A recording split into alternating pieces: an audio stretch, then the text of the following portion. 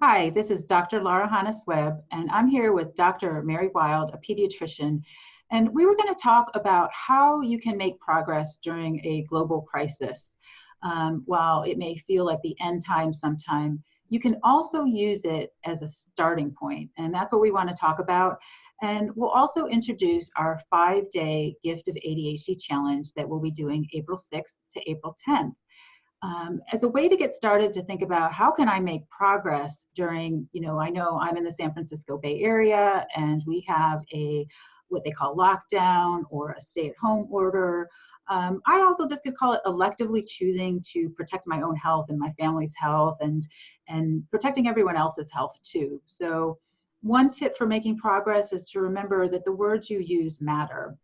And in fact, as we talk about the Gift of ADHD challenge, some people will say, but that doesn't even make sense, that ADHD means deficit disorder. Where is the gift in that? And that's what we'll be talking about during that 5-day challenge. But again, words matter. And so certainly there is a lot of research showing that people with ADHD have more creativity than those that don't have the diagnosis, that it's associated with emotional sensitivity and empathy. If you imagine emotional sensitivity, we can think of that as a gift, but the intensity of the emotions become themselves a distraction. And so it's particularly in a time of global crisis. And so one of the key phrases that I have been hanging on to is that progress. It may not be reasonable during times like this to stay completely on track. And the enemy of progress is perfectionism. And what we know is that perfectionism is very closely associated with procrastination. So we have lots of P words here, but this word progress can really help you to overcome procrastination.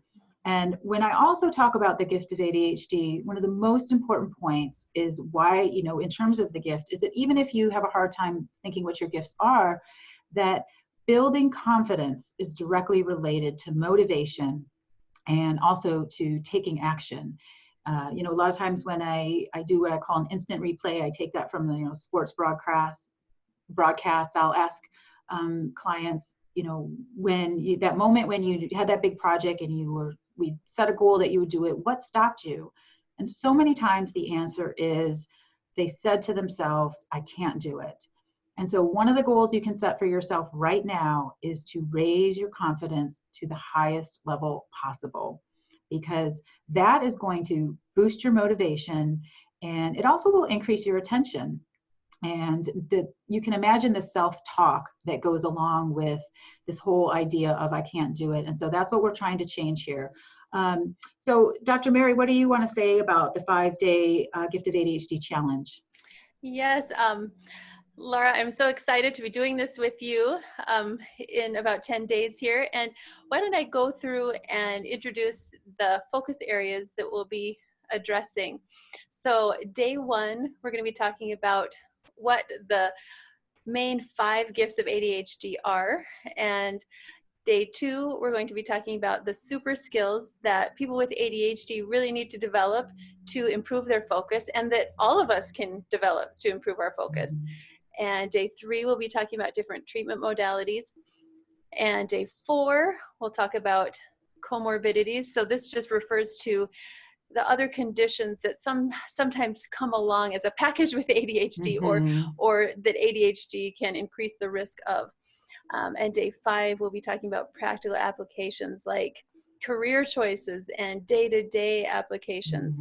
I love your book, The Gift of ADHD activity book, that brings the ideas into practice. And so we'll be touching upon those things. So I also feel like this is really an opportunity as we are slowing down and choosing to stay at home, to be good citizens and also keep our families safe, that we have a lot of choices, and we hope that you can join us in our challenge to take the chance to transform your mindset about ADHD, because Dr. Hannes-Webb talked about how confidence is such a big component to success. And it also goes along with that, that the expectations of the people around us matter. So for teachers, parents, caregivers, healthcare providers, therapists, if we can go in to our interactions with children who deal with ADHD with positivity and a celebratory approach, it can be very powerful. Yeah, thank you so much for that. And, you know, one of our goals is that I kind of made a joke about sometimes it can feel like the end times right now, and it certainly is scary. And that it can also, instead of thinking of that end times, what about, again, if our language matters, why don't we call it a starting point? And this challenge can be a totally new starting point. And one of the ways to, you know, create a starting point is to build skills. I like to call it mind building. And so I will be talking about the 6 super skills. And of course, number 1 is going to be finding gifts. And number 2 is going to be setting goals. And number 3 is going to be breaking those goals down into smaller chunks. And one of the things that in terms of building confidence, as we think about it, there's some simple things you can do right now. So for example, write down the 5 greatest past successes that you've had. You want to, you know, there's so much fear out there that that this will just help you create what we call self-efficacy. And research has shown that self-efficacy, and then wait for this, because it's kind of unbelievable, predicts grades more than IQ. And there are known ways to increase self-efficacy by looking at your track record, looking at the progress that you've already made. And so, you know, as we talk about that, another thing you can begin to ask yourself is, if you set a goal for yourself during this time to make progress, I would encourage you to do something that you're a little bit afraid of. And the reason for that is because if you have an undercurrent of fear like I do, I live in the San Francisco Bay Area, and there's some, you know, kind of grim facts coming out now about the spread of the coronavirus. But if you're already afraid, it's like you almost don't even notice the fear it takes to do something new or to try out a new skill. And so this is actually a time to do it. And so, you know, it's funny because Mary and I were talking a couple days ago, and I was telling her, you know, that, you know, we're doing Facebook Live and trying some new skills. And of course, there's some fear around that. But I'm like, I almost don't even notice it because you know, there's so much generalized fear about the news. And she gave me a very interesting analogy that really validated that was true. So Mary, do you want to talk a little bit about that? What you said, I thought was fascinating. Sure. So one thing I do, I'm an integrative pediatrician, and I help kids with different emotional and behavioral issues, and I help them use imagery and other tools to help different experiences be successful for them. And one of those experiences is getting immunizations. So some kids are very afraid of this, and they have negative associations, and we all have to admit there is discomfort involved in getting an immunization. And so one thing that I help kids do is perhaps use a little toy that vibrates to touch it on the arm where they're getting the vaccination.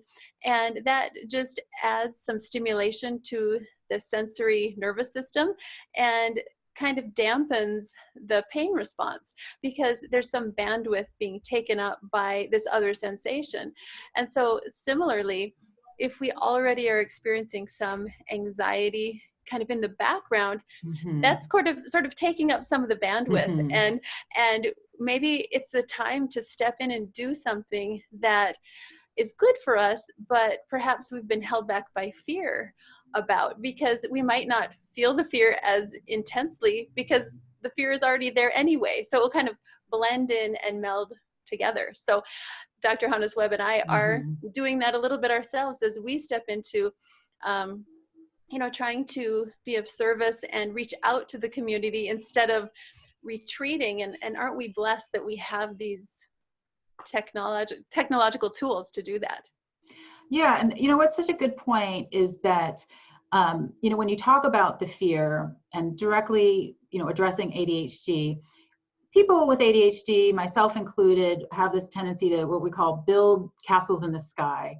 And what is it that stops us from building the foundation underneath it? And it may be that what comes between you and those castles in the sky are some basic skills.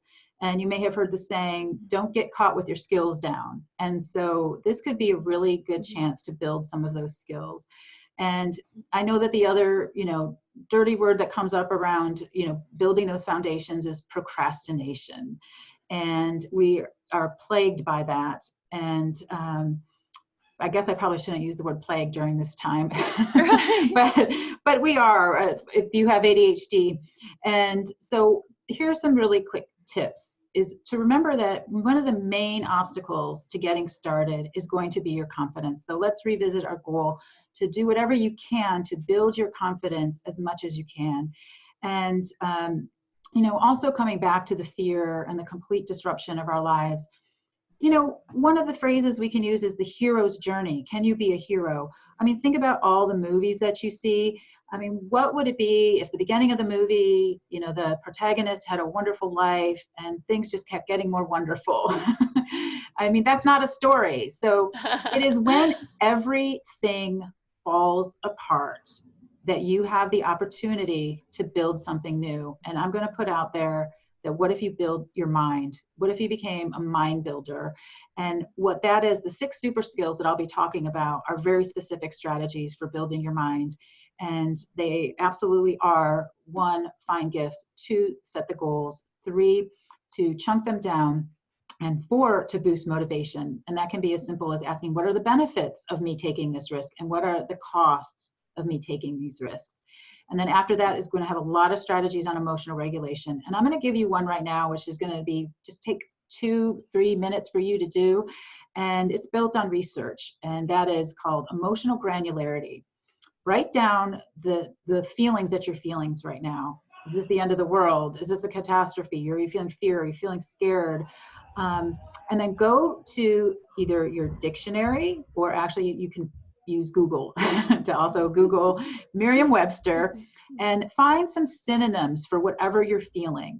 Emotional granularity means that you have more precise words for the emotions that you're feeling. And the research shows that that predicts health outcomes and mental health outcomes. So this is a really simple tool, and it can be kind of fun. And maybe you take those words and you make a poem out of it, and then you're creating, you're putting a foundation under one of your castles in the sky, if that's what one of your things was, one of your goals was to write a poem, for example. But so that's just a little bit of a fun thing to do. And then the last one is building attention. And I'm just going to let you know that we can take a growth mindset towards attention. Yes, ADHD means you have attention deficits, but there's so much research about how you can increase your attention. And so number 1 is going to be exercise. And that's not the same amount of exercise it takes to get in shape. So for example, one study found that bouncing a ball against the wall for 10 minutes increased attention. Another thing is make sure you're getting your sleep. And sleep protects everything: your attention, your health, your mental health, everything. So that should be a no-brainer. And it may be that worry is keeping you awake. And so you can use some of these emotional regulation skills to help with that. Yeah. And Mary, what else? Yeah, I just feel so passionate about the healthy foundation to optimize our emotional and mental capacities. And so in the 5-day challenge, we'll be talking a lot about those, and we'll also be making it very pertinent and real for this time, talking about some educational tools and ideas for this time of home learning, because this is a new environment for all of us, and particularly it might bring some challenges for kids with ADHD and parents with ADHD. So we'll be addressing those things. And one of Mary's areas of expertise is anxiety. So before we wind up, why don't you suggest some very specific, fast and easy tools that people could use in this time to manage anxiety? Well, I have a few ideas that I'll suggest, and I also will direct you to my website, which is drmarywilde.com, because I have several resources for this pandemic time listed there. So it's drmarywilde.com. But some things to really focus on are limiting and choosing our consumption of media. So we could spend hours and hours listening to story after story, but I think that probably about 5 to 10 minutes of updating ourselves a day is probably sufficient to just know what we need to know. And then choosing to put our focus elsewhere, recognizing that we can choose what to focus on at this time. Also, getting outside to the degree that you can. Like you said, Laura, in most places we are able to go outside, keeping that apart. 6 feet distance. And in the southern Utah area where I come from, we're 20 minutes away from a beautiful canyon, and our family has gone on hikes and just taken in the fresh air, the sky, listening to the birds sing. And it's a very grounding experience just to recognize that, yes, we are choosing to stay at home, but that doesn't necessarily mean we have to stay at home 100%. If we can maintain the guidelines of being in places where no one else is, this is also safe. And this is what my family did. We went on a hike. We've tried to go on a hike every day and just be out among the rocks and grass, and it's just been wonderful. And then a final thing is, as parents, just recognizing that as we manage our own anxiety, we will powerfully affect the anxiety level in our home. So this may entail taking some time to do some self-care, to pause and use those mind, body, and spirit strategies that have helped us before, like perhaps maybe some meditation, exercising, yoga, prayer, other things that really ground us, those things that are unique to us, taking time to do those things, because now it's more important than ever to do that so we can be anchors for our own kids. That's wonderful. Thank you so much for that. And it reminds me of one fun thing you can do is I've been chatting with Mary, and I've also been going out on walks. And one of the good things about being in the Bay Area is we have blue skies and lots of fluffy white clouds. And so I've been taking pictures of clouds and playing cloud Rorschach with Mary. I send her a picture, and she saw a dog, I saw a baby diving with their hands forward. So this is a fun game, and maybe pay attention to my Facebook page, and I will maybe post some cloud Rorschach, and welcome to chime in, and it's for entertainment purposes only. I will not be psychoanalyzing you. So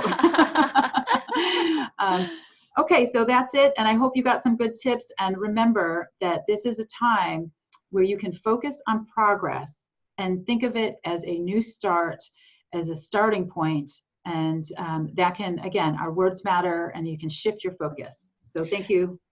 And Dr. Hannes Webb, if we could just put in that the place to join the ADHD challenge, if you could type that into the comment section, then people I actually will don't know. have that here. Oh, in the comment section, yes, of course. Okay. If you put it in the comment section, okay. And then I'll just say it, but I want people to know how to join us, because it's going to be a wonderful 5 days. So that's at drmarywild.com/ADHD challenge. So drmarywild.com/ADHD-challenge. Okay, so we'll see you there. It's going to be a lot of fun, guys. Take care.